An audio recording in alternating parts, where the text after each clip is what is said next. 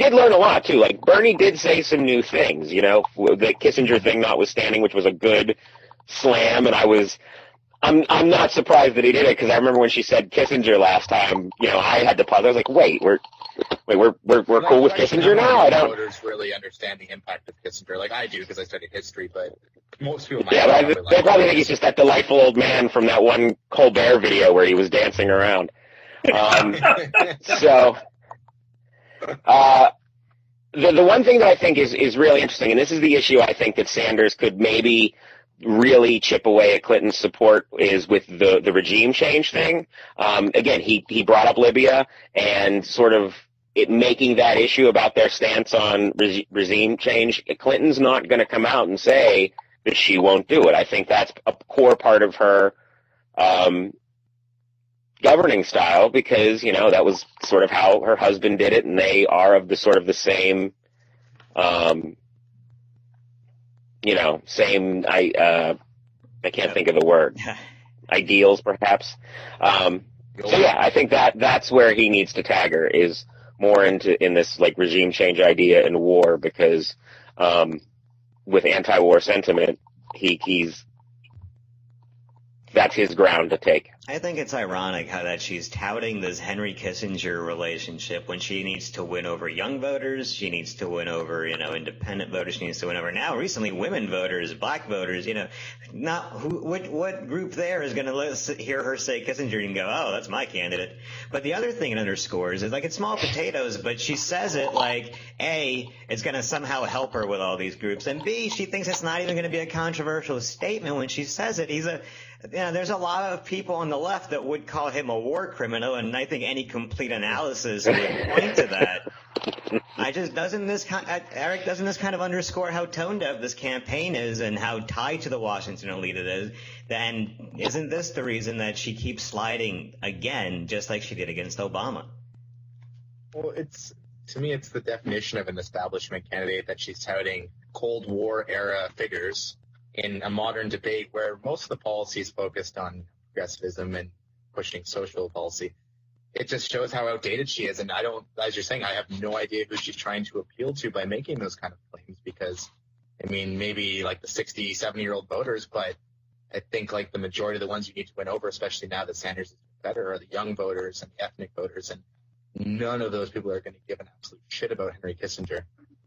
Yeah, I mean, Peter, why is she touting this? Because this is a guy, I mean, sure, he's a respected figure among State Department heads, but this is also a guy responsible for installing dictators, carpet bombing countries. Yeah. You know, I think a large part of it is Hillary. Whenever she goes off the talking points, she loses her audience. She really doesn't know what she's talking about unless she's kind of on her pre-rehearsed message.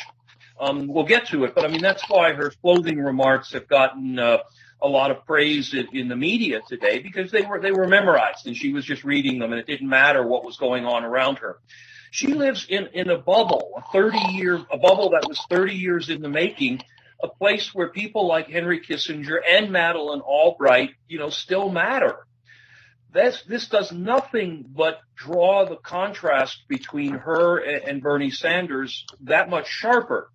Bernie is talking about issues that are on the minds of people, very much on the minds of people today.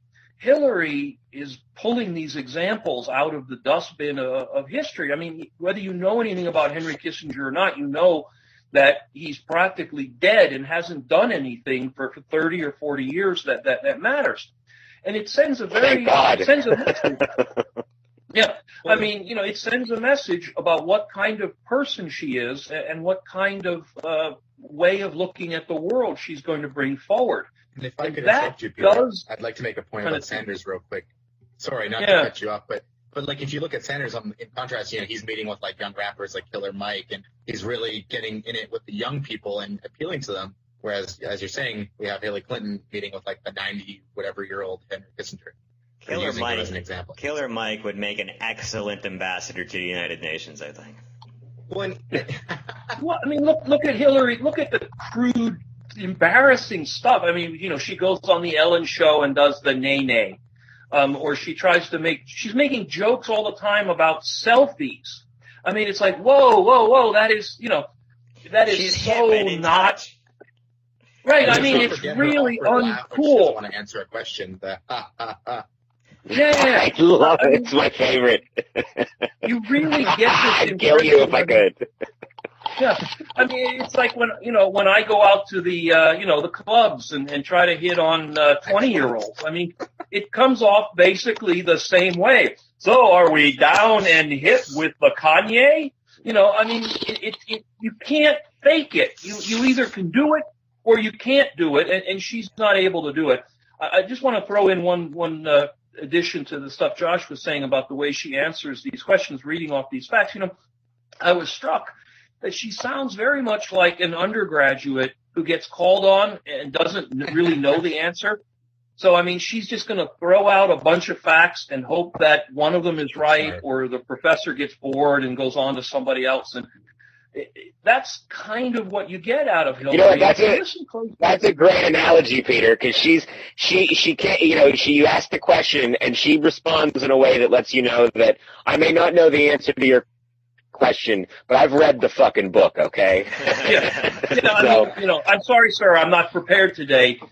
She just can't pull that off. She's not able to admit it to herself. And if you listen closely, the questions where she does that tend to be the ones that are less likely to have been prepared for. It's not a very strong performance. And if you look, I just, while Josh was talking, because I don't really pay attention, I was just looking. Newsmax has put up a new survey that shows that right now Clinton has dropped to from 50% last week to 46% nationally. Sanders is up to, and they're within 7 points of one another, practically within the margin of error nationally. So there's a lot going on out there, and the trend lines are not in her favor. You'd think at this point someone would be suggesting she try something different. But that's the problem, because she will try something different. Yeah, it is kind of rolling downhill.